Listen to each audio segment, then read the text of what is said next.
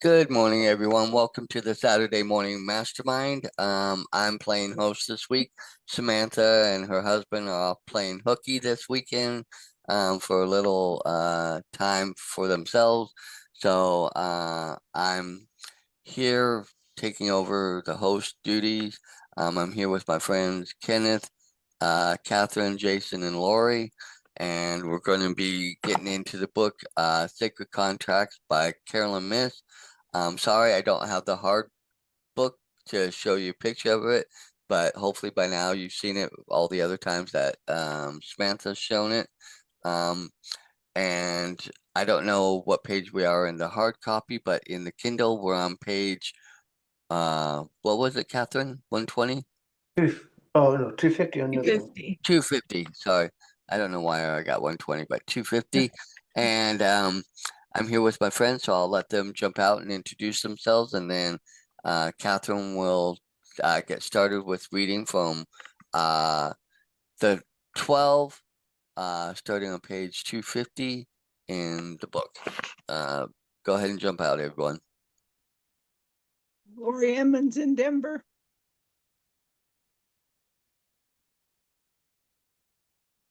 It's Jason in Tampa. Good to be here. Kevin Bacon, LA. Benji's in a rare mood this morning. Good morning, everyone. This is Catherine Clement. All right. So it's 250 on my Kindle. That's little, it's not like the beginning of a chapter. We're in the middle of a chapter. So it's called the 12, the section that we're starting at. After I surrendered to the way the archetypes rearranged my way of conducting intuitive readings, I began to perceive many more of them. In addition to the 4 survival patterns, among the most frequent ones that presented themselves to me were the rescuer, servant, princess, knight, queen, king, wounded healer, mystic, and shapeshifter.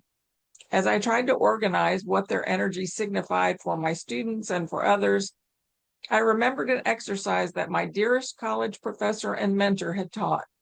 To convey to a class on spirituality the great power of detachment in perceiving reality, she had us imagine that we were each sitting in the center of a clock. Each of the 12 hours of the clock represented a totally different reality. 1 hour represented the spiritual teachings of Buddhism, another the principles of the Hindu traditions, the others Judaism, Christianity, Islam, Taoism, Confucianism, Shinto, Wicca, Zoroastrianism, shamanism, and atheism.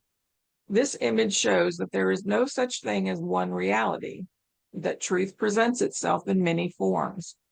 Detachment from preconceptions or sitting in the center, she was saying, is the only way to begin to perceive life clearly. The clock also represents a complete cycle of life. Day and night both have 12 hours, and 12 months complete a year. 12 signs of the zodiac surround our planet. 12 apostles were sent out by Jesus on their missions, and 12 tribes of Israel made up the biblical Jewish nation, arguably the foundation of the entire Western spiritual tradition. The mystical implications of this number 12 suggest that it too is an archetypal pattern. The clock, when divided into 12 sections, also resembles a wheel, one of the most ancient representations of spirit, fate, fortune, and the cycles of life. I decided to use this wheel as a pattern and filled in each of the hours, which I renamed houses, with archetypes. I listed one archetype within each section and imagined that I was once again standing in the middle of a circle, this time surrounded by my archetypal family. The strong visual image that I got was of a united cosmic support system. As I looked at my drawing, I also realized that I had also unconsciously duplicated the ancient design of the astrological wheel and had even numbered the 12 houses of the signs of the zodiac. It immediately struck me that this cosmic template was the perfect form for making the archetypes more tangible. Carl Jung believed that our ancestors projected archetypal patterns into myth and folklore in the same way that they shaped arrangement of stars into human and animal figures and gave them names and personalities. We can see this most clearly if we look at the heavenly constellations, in which original chaotic forms were organized through the projection of images.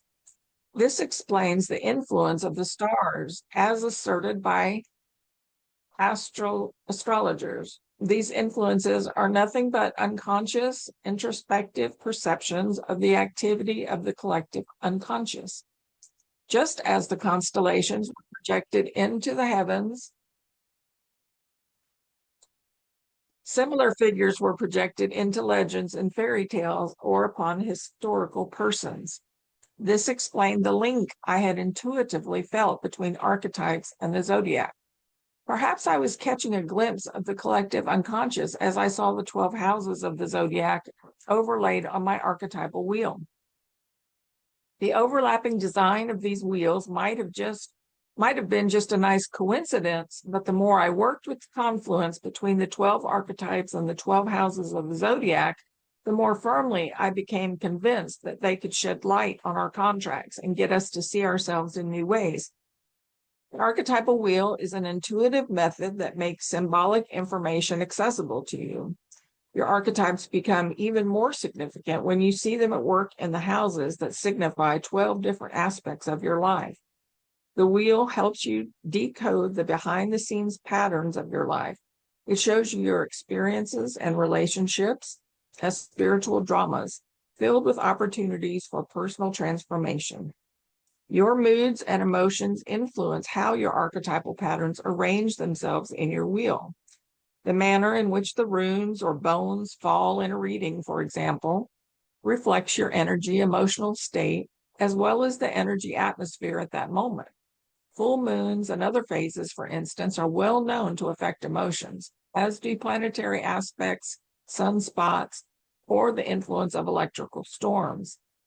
Methods of intuitive guidance are particularly in tune with cosmic energies because all energies are interconnected. Like an astrological chart, the purpose of the archetypal wheel is to expand your understanding of yourself. Specifically, the wheel is a medium through which your archetypal patterns can best communicate their role in unfolding your sacred contract. Your archetypes are like magnets, drawing together the essential elements required for an experience to manifest, including the people with whom you have contracts and the points at which you are to make important choices. Each of the houses is also aligned with the energies of one or more chakras, where their areas of influence overlap. This confluence of energies should help you get a deeper picture of the nature of your archetypal houses. The first house of the astrological chart, for example, represents the ego and the personality. The archetype that falls into the house represents the dominant unconscious pattern of influence of your ego and personality. Because it is the house that grounds you in the world and rules your sense of who you are, it is aligned with the energies of both the first and the third chakras. When I am teaching the wheel in a workshop, I ask people to intuit which archetype a particular member of the group has on his or her house of ego. Many are able to identify the exact archetype, while others will usually describe characteristics that are associated with that archetype. Men who have the archetype of the knight on their first house, for instance, frequently project an aura glittering with chivalry, romance, and charm. They may also seem protective of others, especially women, and courtly or even formal in their manner of dress or speech. Sometimes this archetype is obvious, sometimes it's subtle.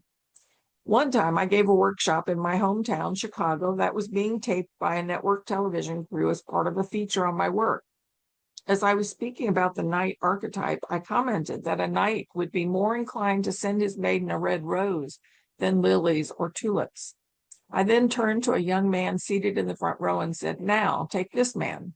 He strongly projects the knight archetype to me. He is obviously romantic in nature." As soon as I finished that sentence, he pulled a red rose out from behind his back and handed it to me as a gift. It shocked even me, not to mention the TV crew.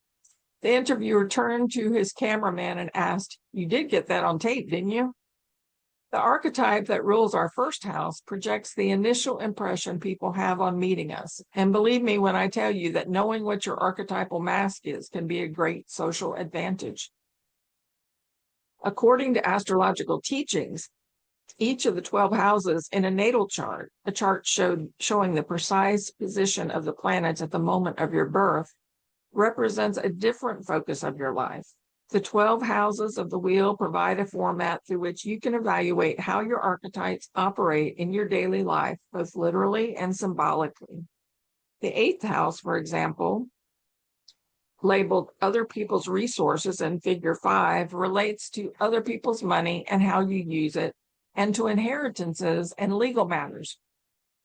Your inheritance can refer not only to your financial legacy, but also to your DNA and ancestral biological memory, as well as to your inherited tribal attributes and beliefs going back a generation or a millennium. Even though you can interpret your archetypes and their houses literally, you want to stretch their meaning into the symbolic. If you stop at the literal meaning of a word, you may get frustrated because you cannot always literally see a connection between an archetypal pattern and the meaning of the house into which it falls. You want to see the literal meaning of what is taking place in front of your eyes. For instance, emotional, psychological, and genetic inheritances are just as real, if not more so, than money and property. So when considering your inheritances, here comes Thomas.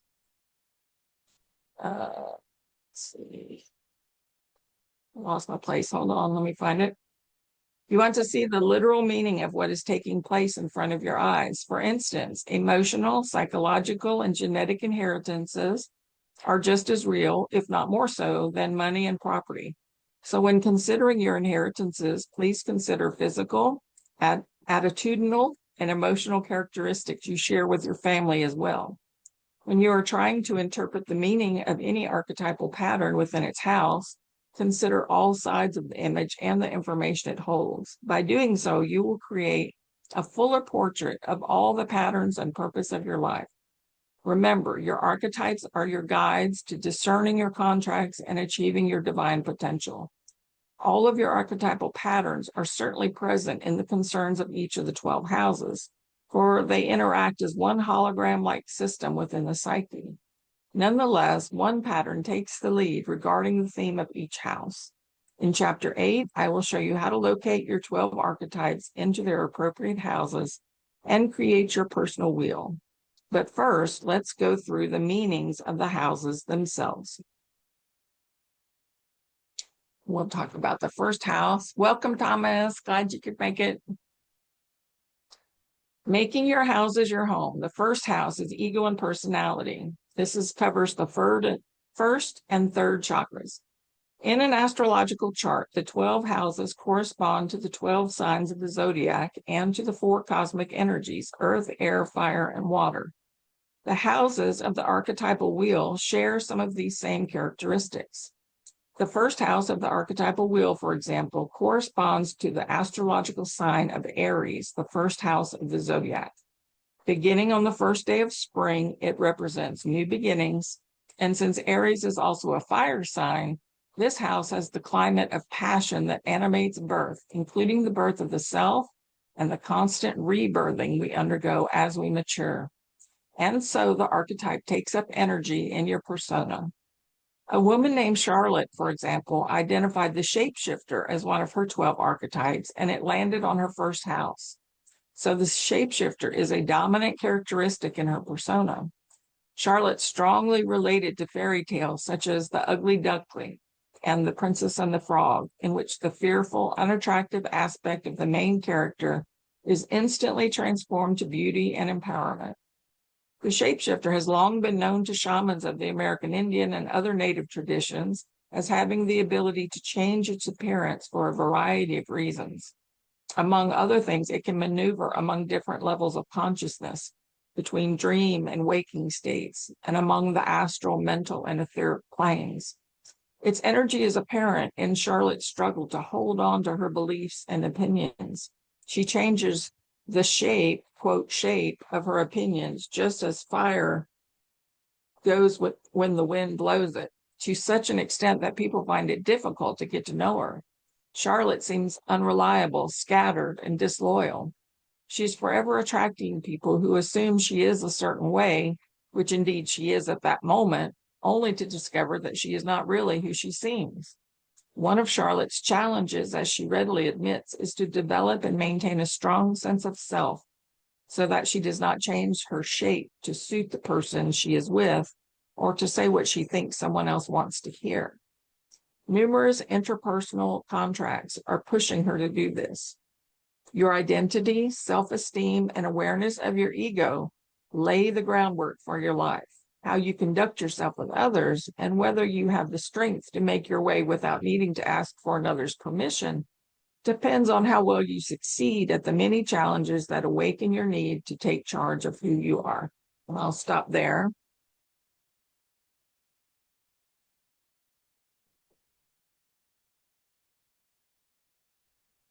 There's So a mouthful there. Yeah, that was a lot. there was a lot. And any thoughts from anybody?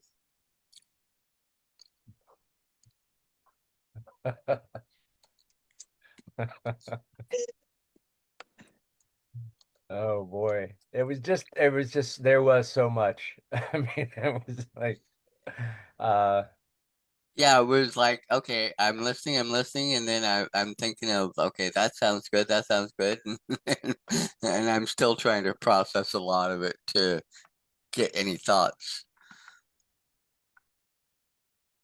One thing that came up for me was that I recently saw how when a child is conceived, there is a burst of light at that very second where in the mother's womb, of course, nobody sees the light, but that it just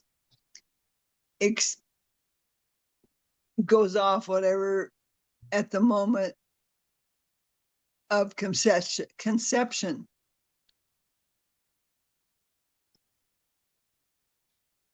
oh, that's I just believe the that. baby taking a selfie. I Oh, Flashback. believe that both of the time. Well, I've been pregnant 3 times and lost one, but both of my living children, I knew while we were having sex, I knew that I was pregnant. Like my energy changed. I'm so aware of what my energy is that my energy changed. And I knew immediately. And I said to my husband's, I'm pregnant. And they're like, you're crazy. And I'm like, no, I'm pregnant. So I believe that there's something that happens there because I felt it immediately. I experienced that with one of my children. The other one I didn't, but my point is that having the whole wheel, all 12 of these influences in our life, can really seem like the reason why it can be kind of crazy and confusing and trying to understand all that. Mm-hmm. Well, it made me think of how numbers and aspects of life, and makes me now see why some people are drawn to numerology and aspects of that a little bit more because, you know, um, I'm even taught in the Bible there are certain things about certain numbers, like 7 is the number for completion. There's some other aspects of 40, 40 being a number of like testing or trial because of like the 40 years the Israelites wandered in the desert after being brought out of Egypt, the 40 years that Moses was on, not in Egypt as a ruler, as a son of Pharaoh, and before he started his journey of leading the Israelites out of Egypt, he spent 40 years in the desert just being a basically a shepherd and a farmer and stuff. So, And you the know, 40 days of rain. and then 40 days of rain for the flood and things. So, numbers, and then, like I said, the 12 of the zodiac and the 12 hours, on the face of a clock, even though we have 24 hours in a day, but that's two 12-hour periods, you know, and then, so it's interesting to see how, or the other part, where they were talking about, how we look at the stars, and now there's astronomy and astrology and all that, how looking at the making out of the stars, the different characters of uh, the zodiac, as well as other stars like the Big Dipper, Little Dipper, some of the other, aspects of that. So it's interesting how all these things play into us, and how, there's the 12 that she's talking about, archetypes, along with the chakras, the what, 7 or 8 chakras or whatever, how that all, it's interesting how that all plays out, and has an aspect in all of our lives, whether we fully believe in it, whether we just kind of, or go with it or whatever, but it does have an impact in our lives. And, I'll be honest, I've even looked at my, horoscopes a little bit sometimes, and gone, oh, okay, that could work, but at other times I talk about, being a Virgo. I'm born in September, you know, um, that I have a lot of the traits that are associated with that. And, you know, um, it's just interesting to hear how she throws this into that meld of everything that has been incorporated since the beginning of time, I guess, so to speak.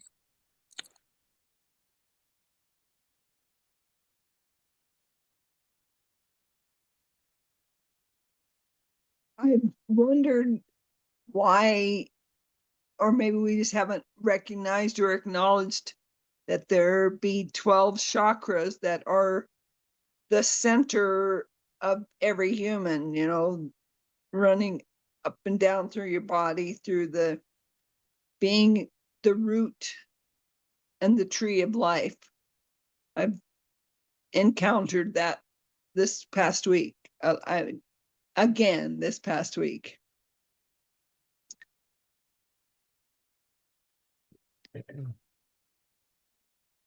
What's that you encountered? The recognition and acknowledgement of the tree of life and the chakras that run through our bodies. How it's part of the core. Some people say there are thousands of chakras. It's like we focus on 7 or 8, or some people 10 or 12 of them, but there's multiple ones. And how they come up with all that, I have no idea. But I know that, some of it, like you said, it's so interesting, Dan, how so many things fit together.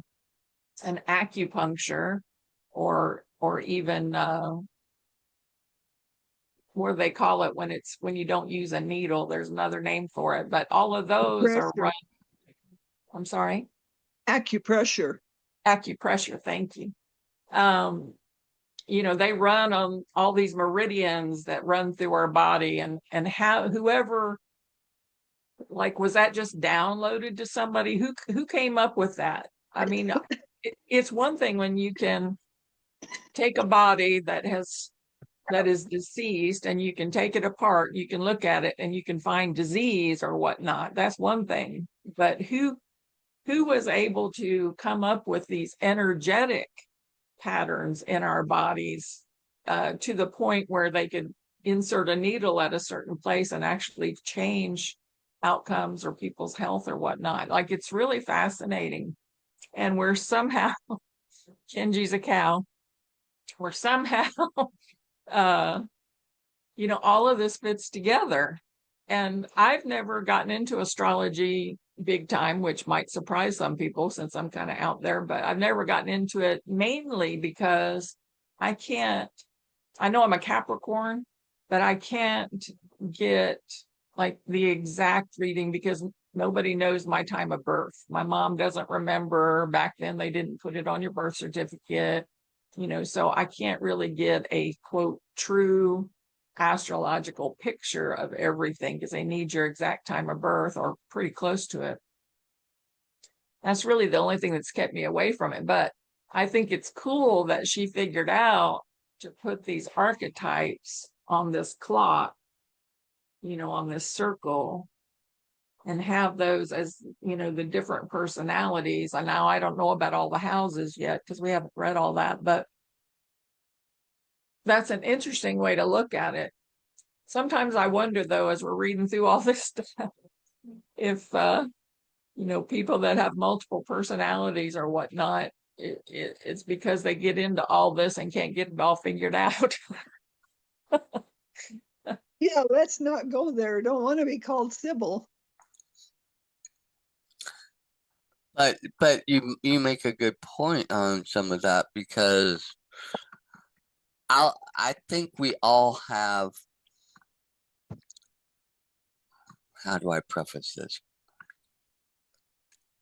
I don't want to say multiple personalities, but we all have, and we've seen it throughout all the different books that we've read and gone through, that we have multiple maybe aspects of ourselves that come through depending on situations we're in, and maybe going back based on some of these archetypes of what we fall into, so how we can best work through or manage that time and space that we're in that moment, or for that, depending on how long we're in it. If we're at work, we're in that mode for the hours that we're at work, or we're family, we're in that mode. It's interesting how, if being honest with myself, I know I have different, for lack of a better word, different hat I put on in different modes and different things, and maybe that's part of these archetypes that she's talking about on this, because she puts it on the clock, so depending on where we're at in our day or what we're going through, we may easily slip in and out of these, not even really realizing that we're slipping in and out of them. But they do have, and that energy. And I agree. I don't know who was able to figure out that we are, that we, as well as being physical bodies and bones and this and that and things that you can, like you said, go in, look at, dissect and see, but how our brains and stuff and everything function, that's all energy and chemical, and to be able to go through without, and while somebody's alive, because when they're dead, you don't get this, those things aren't firing, if for lack of a better word, but it's not going on when you passed away.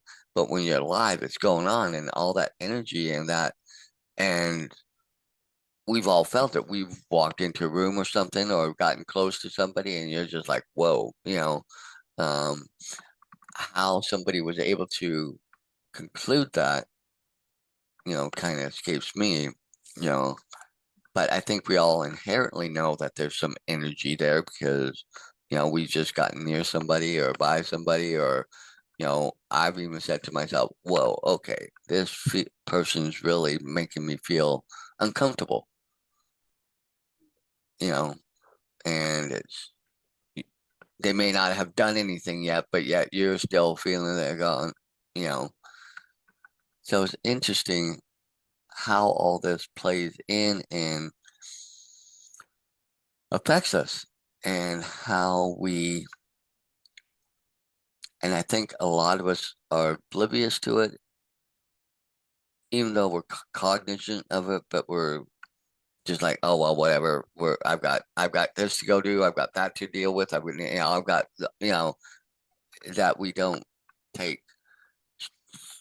time to look at it and appreciate. And I look at it this way: part of how God created us and made us the convoluted beings that we are.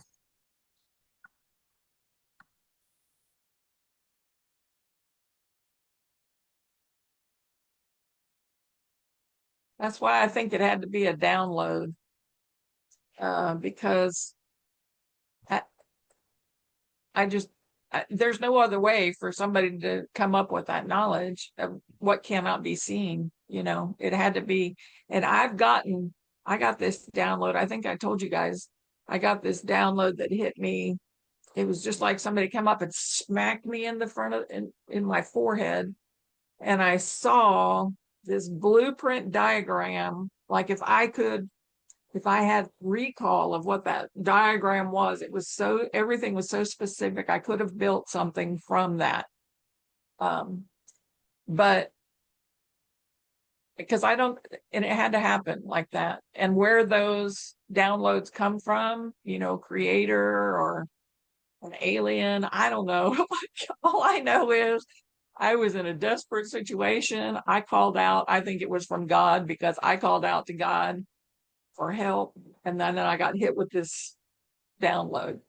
And then I argued back with them because I was angry that they gave me something that didn't work in this universe. Because it was actually like this spaceship kind of thing. I was in so much pain. I was like on the floor, doubled up in so much pain, and I really needed to be working. There was work that had to be done, and I was just like, please, God, show me a way that I can work without being in pain. And then I get this download of this round ship, for lack of a better term, and I was inside, but I was always turning and spinning, but I wasn't getting sick or anything, but there was no pressure on any body part. I wasn't in pain because there was nothing pressing on me anywhere. And I controlled this spaceship or whatever it was through my mind. There wasn't like radios and stuff like that in there. Like it was all mind driven. And I wish I could remember the blueprint. Maybe in another life I will, or maybe I built it in another life. I don't know, but it was pretty cool. But I don't understand it, like I don't remember it. But I think that had to be the way for people to get this information, because I just don't see. I mean, I can see how somebody could dream up something like that, but then to test it out over centuries by being able to place a needle in an exact point and have it cause, like they can do surgeries without anesthesia using just needles in certain places. And they even figured out that like our teeth are numbered, and each tooth goes to like a different organ or part of our body. And if you have a bad tooth there, or you lose that tooth, you can have problems in that area of your body. I see you shaking your head, Dan. You've heard of that. Well, they say that, my aunt's was a dental assistant, so she's always telling me about how, and even my doctor have talked about how the mouth and the body and the brain, and how that does affect other aspects. And like me with a lot of my dental, thank God luckily I only have the high blood pressure and working on keeping my bad cholesterol, but I think I can kind of agree and substantiate on that there are aspects of, when you're not fully,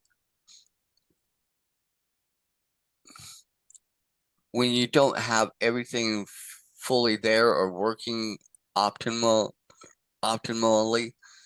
it affects your whole body. you can still function, you can still do things, but yeah, I can understand that in a roundabout way. And I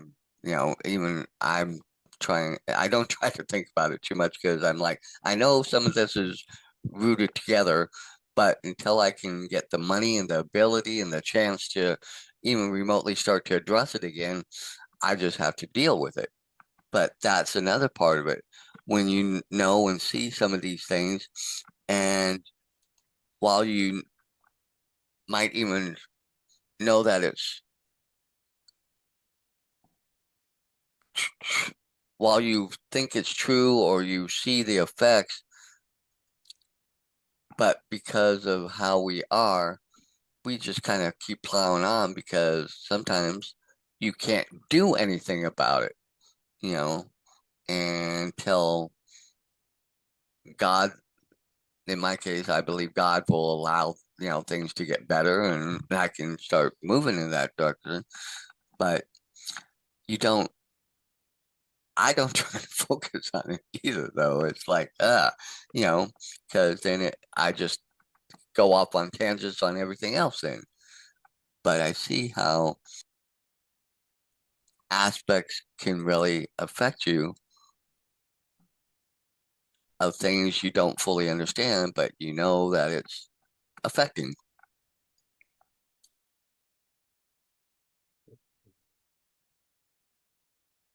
Hmm.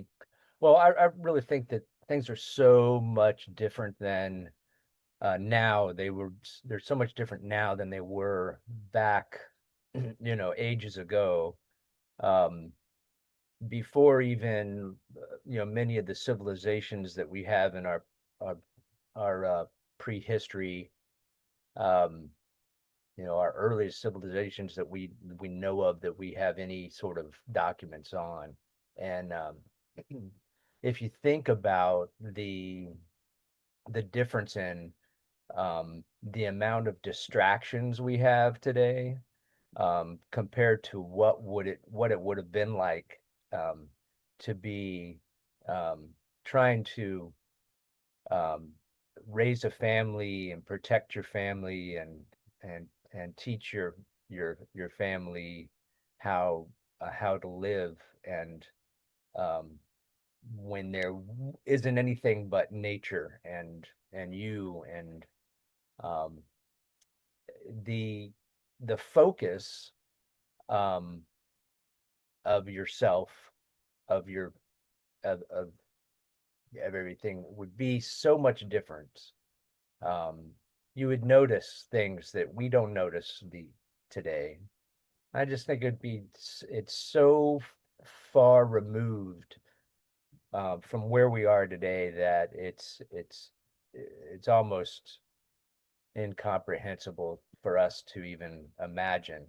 But I think, like in what you're saying there, Catherine, as far as how would they know? I mean, perhaps in that time, of existence, we were able to be more in tune with our abilities because there was less distractions. And they say, I believe it's even been documented, about how some people can see auras and things like that, and they have some insight, or um, perceptions that, still even today, and perhaps those were all much more, at a heightened level back then. So perhaps that's how, um, these sorts of ancient knowledges arose. Interesting point. That makes me think, going back to what I believe and how I believe that, God created man and woman and placed them in the Garden of Eden, and they were connected and interacted with God on a very different level than what we have nowadays, and how people interact with God, universe, however people want to approach that. But back then, in that time frame when there was that more, I'll put it as I call it a more direct and one-on-one type thing where, like you said, you didn't have all the other, but in how I believe and look at it, when man originally sinned, that broke that connection. And then when they were, thrown out of the Garden of Eden to toil and work the land and do not live off what was provided in the Garden of Eden, that even though they tended it and worked it, but the work was probably minimal because it was eternal and God breathed. Whereas once, we came out of that and had to do it all ourselves and work the land and that's when, you started to see the slow pulling away, drifting, and the distractions of everything, because now they had to worry about digging, planting, this, that. Then they, bearing children and then building cities, once people started to, you know, stop roaming around and stuff and things like that. So I can understand what you're saying. I think that's a very good possibility. We've gotten so much in our intellectual advances, but at the same time, we've lost connection with some of the original ways and means of, and I said it in the chat, that some of the old, ways of how they treated things and dealt with things, you know, I guess on like a holistic or natural way, some of those have better results than some of the things we have today. So in that sense, I agree. I think you're right. I think there's just so much out there pulling us that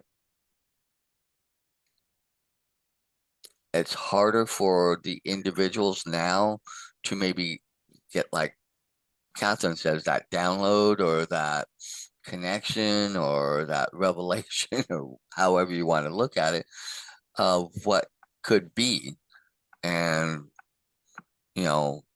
maybe the better ways and the ways that are better in tune with our energy as well as our bodies, if that makes sense.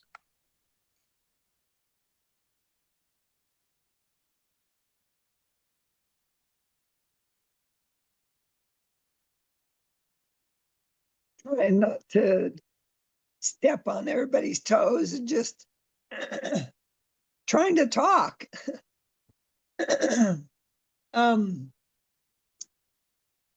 There's so much energy, the emotions, the entities. I'm big on alliteration, and so what am I trying to say?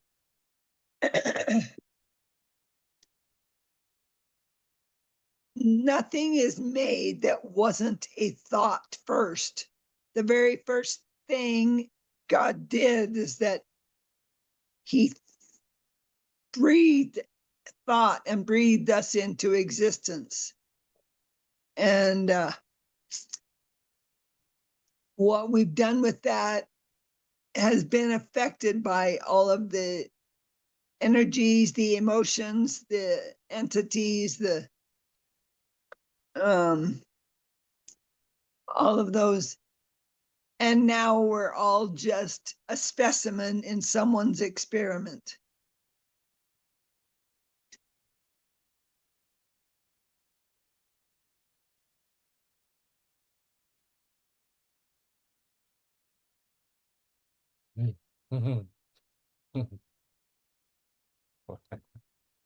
In someone's thought.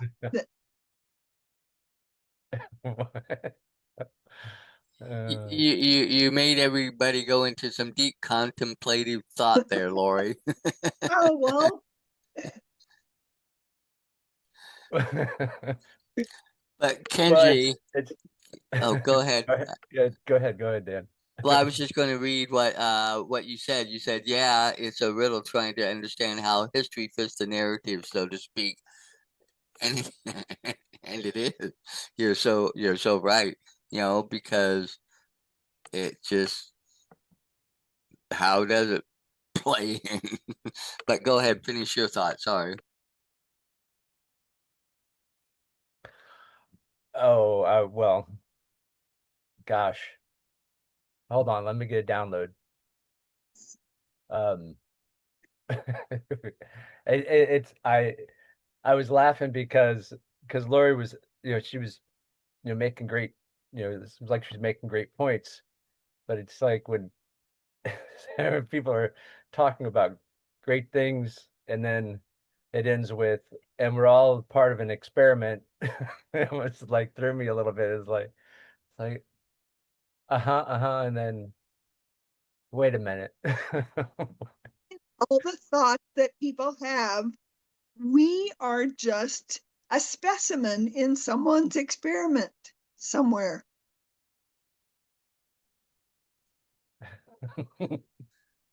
Again, that makes me laugh for some reason. I mean, It makes me laugh too. no, I mean, it's I'm sure to some extent that's probably, the reality. It's just Uh, someone probably out there probably believes that they know a lot more than us and everyone else, and we're just their subject matter to mess with. But that well, I don't believe is like a fundamental. I think that either lies outside of what we're kind of discussing, or is not, maybe it's and somehow in direct relation, but not a core aspect of like the chakras and our own true meaning of any spirituality. I think that's sort of would be like a deviation from that. I don't know. You think like we were all created to be?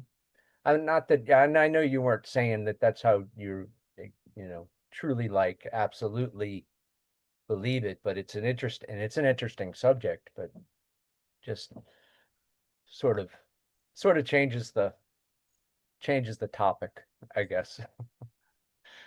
I think maybe the way that she said it kind of more is like, I think sometimes that's how we look at it and feel when we're in the middle of messes or trying to figure things out or what. It's like, oh yeah, somebody's just out there, just they know more about what's going on, and they just got me in this, and they're just you know, uh, you know, just studying me like we study rice or rats or this for different effects on certain things. And I think sometimes if we're honest with ourselves, I think we sometimes all feel that way at times. We don't generally, believe it or take that to the core heart, but there are those times in those moments you're like, okay, all this shit's happening, and right now somebody's just having a cruel, wicked moment of just putting me in this just to see what type of outcome I come up with for their own Oh, crazy, we're done. yeah.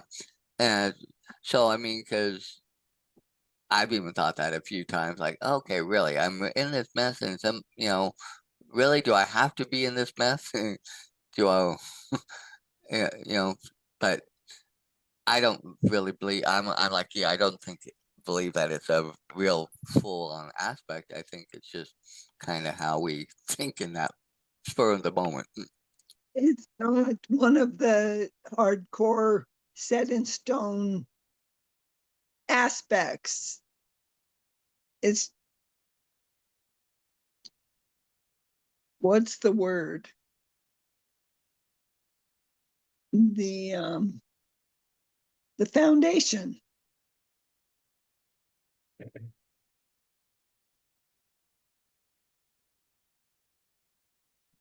Well, I mean, I know it's true that probably at any given time, any number of us are actually being part of some sort of a test group in some way, shape, or form. I mean, that's, and even there's open, uh, open statements from our government about having times when they have done actual experiments on entire cities in our country, with like spraying, so-called benign bacteria and seeing how it would affect the masses and then how it spreads and stuff like that. And, I mean, that's happened. But I mean, as far as trying to get in tune and lined and understand our chakras. What do you mean that's happened? What? You think they're after us with the vaccines too? Well, I don't know about recently, but at least in the past, after like World War One, and they were how do you say it, out in the open about testing, spraying bacterium into the atmosphere around and from the ground, and because they were trying to test like bioweapons, being, how they would be used on us. And so they did it with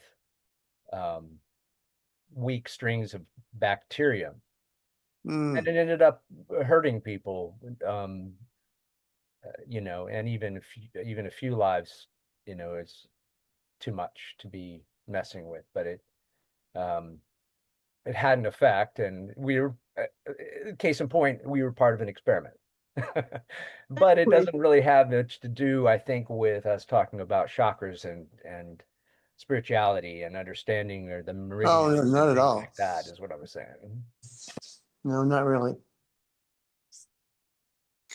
All of that is the spiritual element, of what we're trying to accomplish. Bring it up through the earth and out through the top of the head, or into the top of the head and meet somewhere in the middle. Right. Well, to your point, Samantha, earlier, what you mentioned about there being thousands of chakras, and I'm thinking that since chakras are affected by frequencies, and there's so many different, frequencies run a whole, the spectrum is large, and you can, it makes sense to me that there would be sort of areas or chakras within the chakras, sort of, so to speak. If I'm kind of thinking of chakras as sort of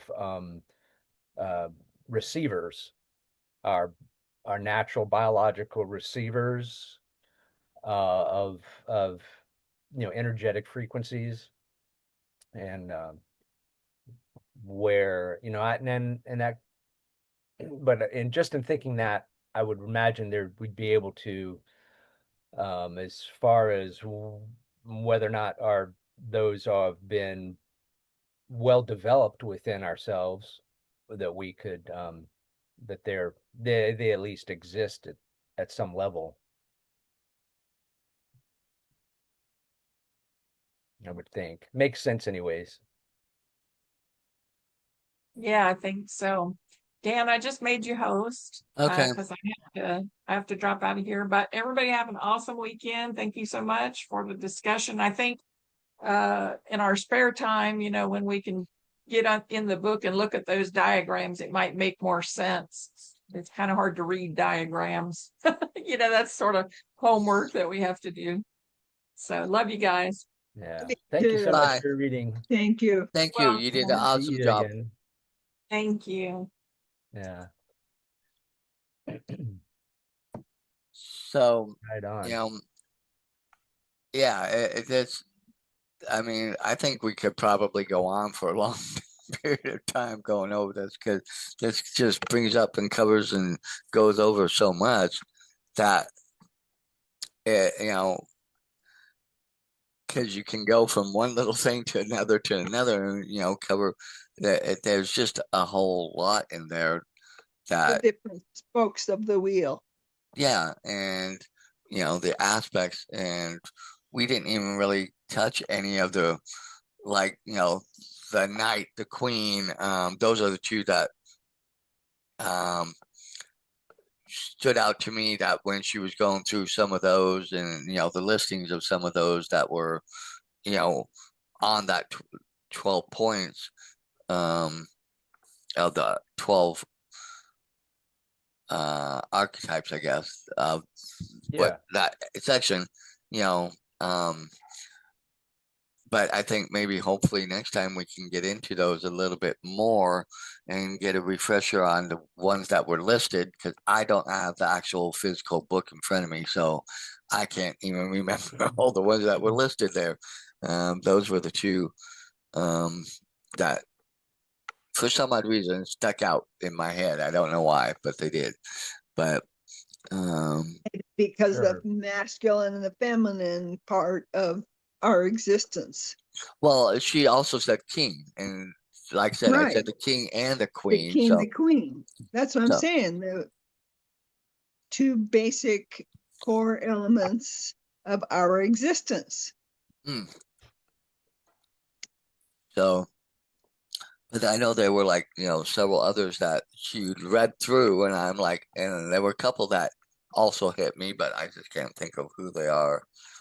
You know, but Well, you sort of touched on it when you're, touched on it. There's similarities in what you just said regarding there being so much um, about the spokes in the wheel and the 12 main archetypes and what have you. And the reading was just almost overwhelming with so many different yeah, so many yeah, different things were mentioned. Nothing was really drilled down. The author tends to do that quite a bit, where they come across a subject and then they throw out half a dozen examples of it without going into any one of them in particular, and then they come back to the archetypes and talk about the archetypes, like they mentioned all these different religions and or types of schools of thought, So that's what and I didn't oh, realize. and then come There were back to 12. like archetypes, like, whoa, well, you're the way that the author is talking about these things, it sort of complicates things for me, because yeah.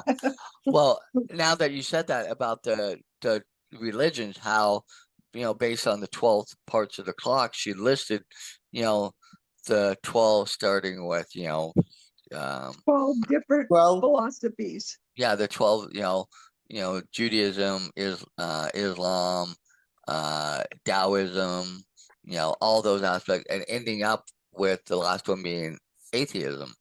And I'm just like, wow, that just real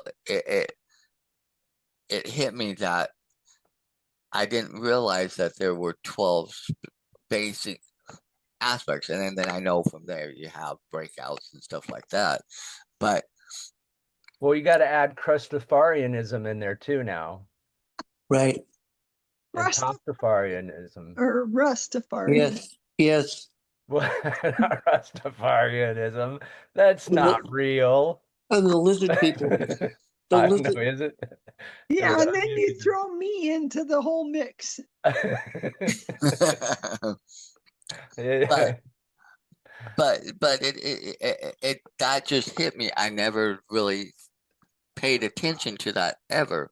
Huh. How out of all of this, there are those 12, and you go back to the clock and there's 12, and Well, that. I think that's a case of them just trying to fit it in neatly and make it because there's many more than 12 Oh yeah, types of. So the but basic, well, I think the way it's looking at it is the basic 12 that are rooted, and then you have the parts that have sprung off from those basic 12 into their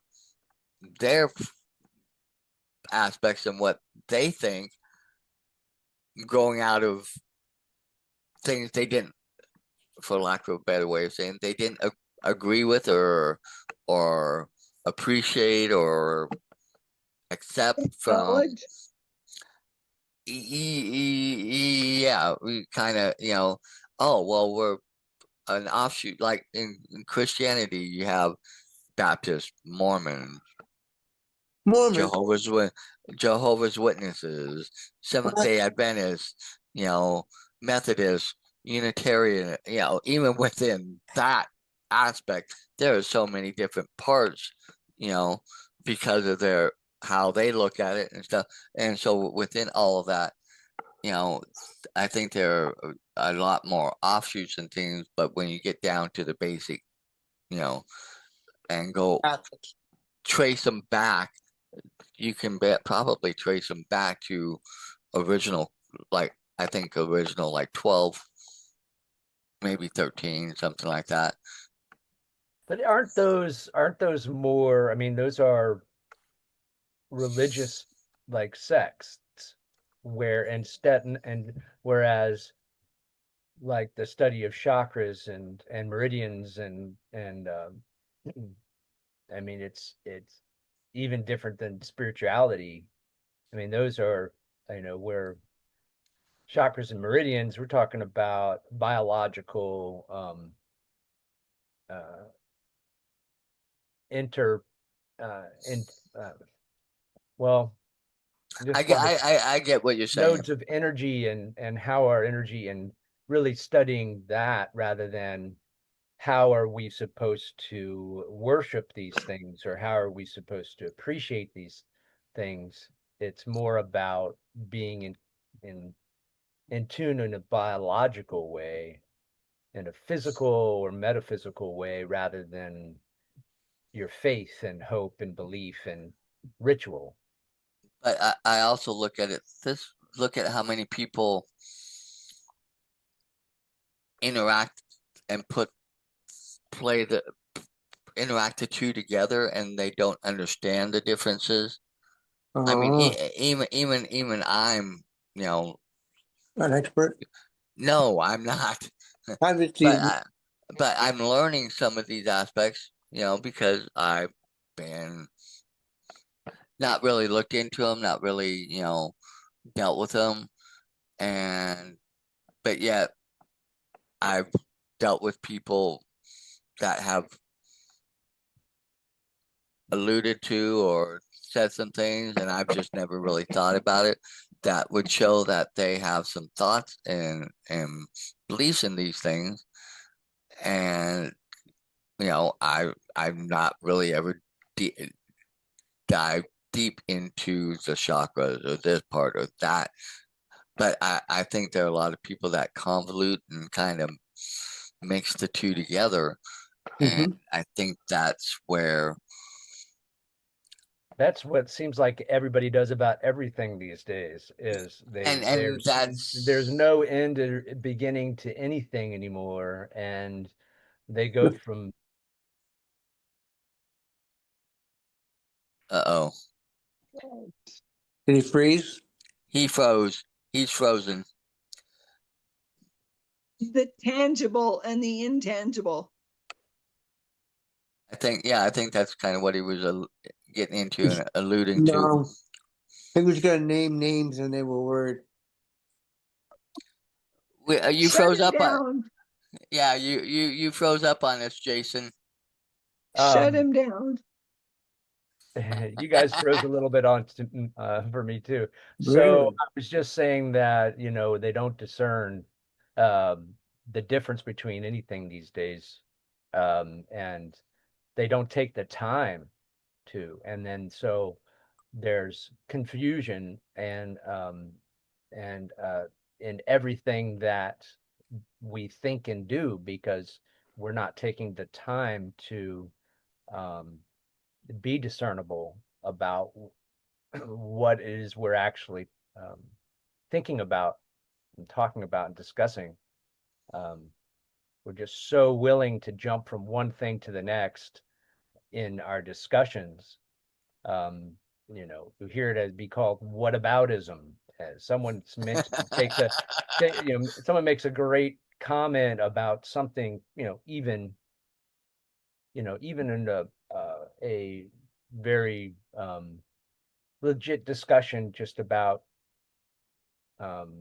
something like scientific or philosophical, and it's almost as though they are, people will just immediately dismiss your statement and go, well, what about this?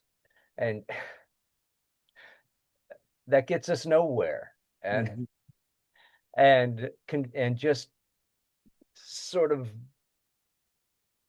blurs the lines between what is what, and whether it's like there's no discernibility between one thing or the next thing, and people just confuse themselves.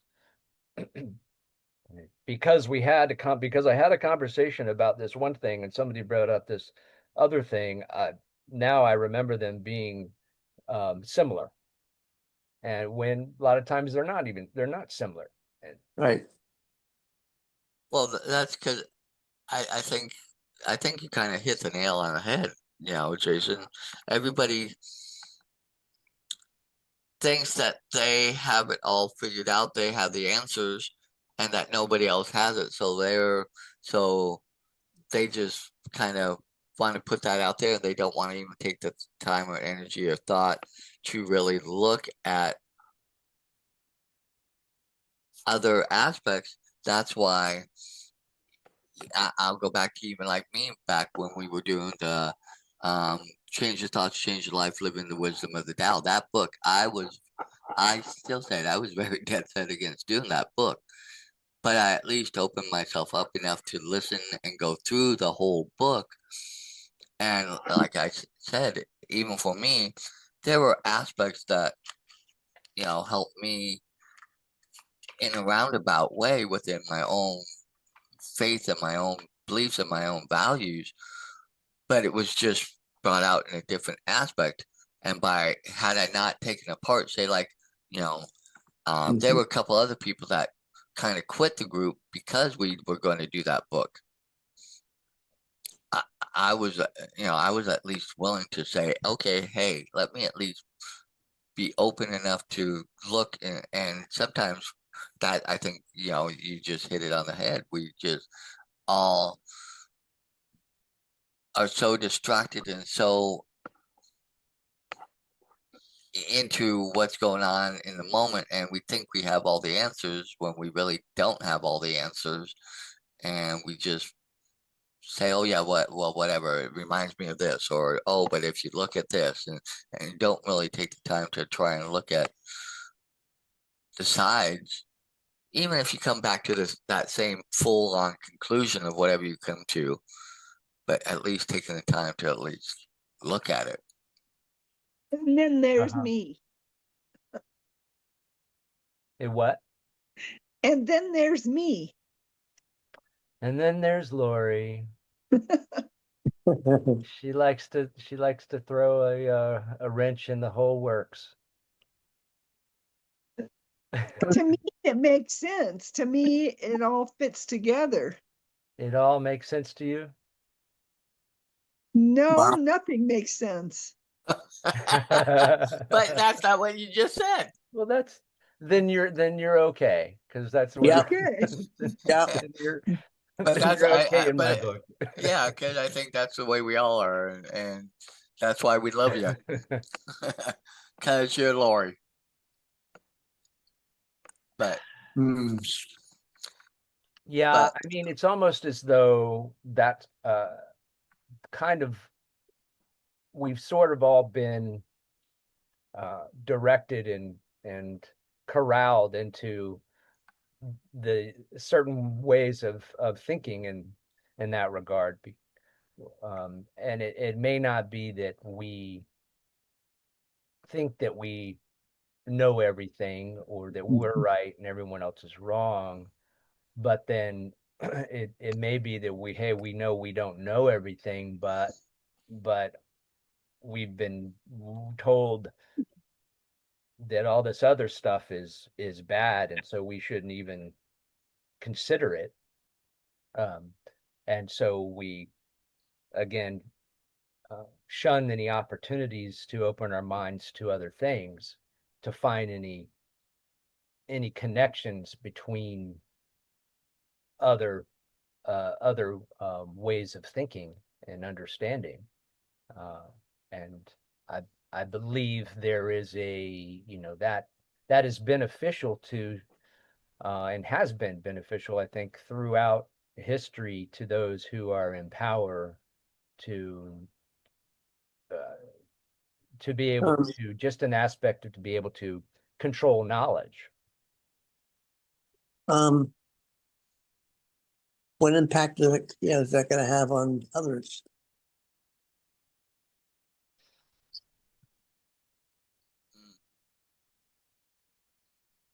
It's had that's the way that's kind of what I'm saying, is it's had a very, very narrowing impact of people's willingness or even ability to be open to other things, and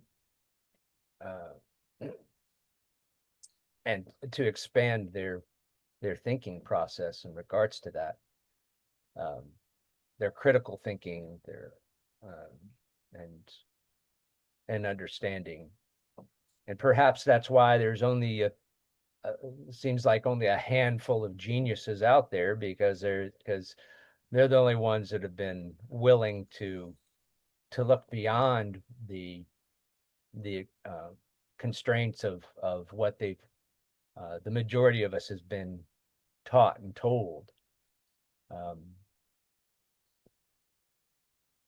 I find it interesting that, like, when people talk about, you hear it on these shows or podcasts or what have you, that they talk about ancient civilizations and their writings and their knowledge, and they talk about it. Well, they knew this stuff back then, and so that's why they had all this great stuff back then, and it's been buried now. And it's like, but back then they didn't.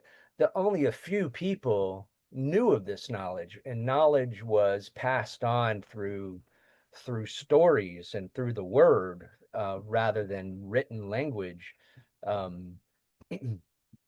And so this knowledge wasn't available to, what the knowledge that they're trying to say was like able to give them so much great prosperity back in times when we don't have any history of.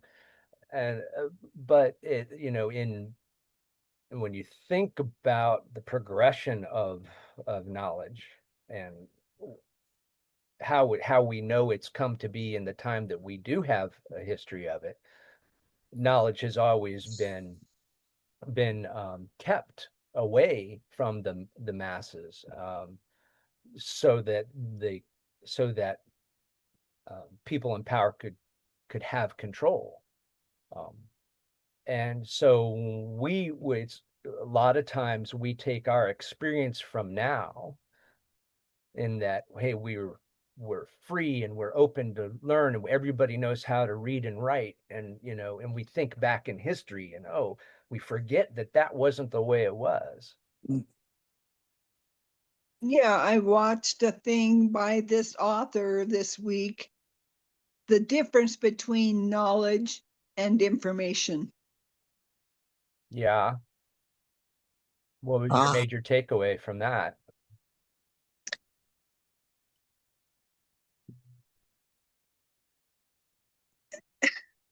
You're asking me to voice and give an answer for something that I don't have the foundation to be able to express it. Okay. Just throwing stuff out to mix things up, right? Well, I think information is just, you can look up information. and use it and take it for, because we do it all the time. We look up, oh, how do I do this? How do I do that? But knowledge is the internal and ability to say that what you looked up and what you know, you then learn it and take it, and you can apply it and pass that on to other people so they don't have to look it up. Well, it's the basic core of the facts, scientific facts, that gravity, that kind of thing that we can't change. We can't, we can do an experiment with it, throw the ball up, it's going to come down. There's, she was talking about there, I think 7 of those, the basic gravity and the numbers, and I don't remember Fundamental all of them. laws and principles and things like that. Yes, fundamental laws. But Mhm. but yeah, but that goes There's- through it. But And much of that we still don't understand. I mean, and that brings in another thing. There's information. I think of knowledge as being something you can reference. So we get information, we can receive it. Exactly.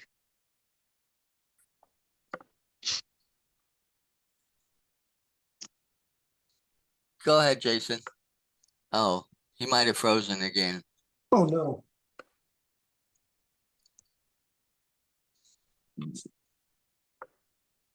We'll give him a second. Okay, well, it's been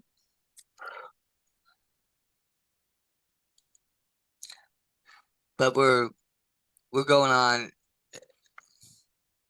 Am I back? Yes, you're yes. back. So I was saying that the way I kind of look at it is that, you have the information, then we have the knowledge is sort of what we can reference, the information that we've learned and that we now can maintain. We can reference that. That is kind of like our knowledge bank. But then the third thing was what I just had mentioned before, and now since I froze, I can't remember it. But basically, I guess my point is was just well, kind of lost my thought. So go ahead. I'm freezing up to I made you totally get all discombobulated there. I was gonna say we're coming up on it's almost 8:25 and stuff, and we've been talking for an hour and a half, and I know I We'll got see you to next week. go do things and stuff and things like that. Any last thoughts as we wrap up, and then I'll go ahead and wrap this up. Wrap it up. Well, I Okay. would like to know how Kenny was a cow. He does that thing they do like on Snapchat, put He different. has like special dark art abilities. Maybe that's how he's feeling today. Maybe he's feeling like a cow, and just like he said, he's trying to move, Great. around and so. But with that, once again, this has been the Saturday Morning Mastermind. We're here almost every Saturday morning. 10 a.m. Eastern Time, 7 a.m. Pacific Time. We have our Facebook page, Mindset Mastery Collective, that shows you how you can be a part of all this on the panel and stuff. If you want to join us there, we also have our YouTube channel, and we also have a website. So any of those ways can kind of direct us how to get in touch with us and be a part of this. Also, please like and share and put your hearts there for if you liked what we did today. And we look forward to seeing you next week on the Saturday Morning Mastermind. Bye for now.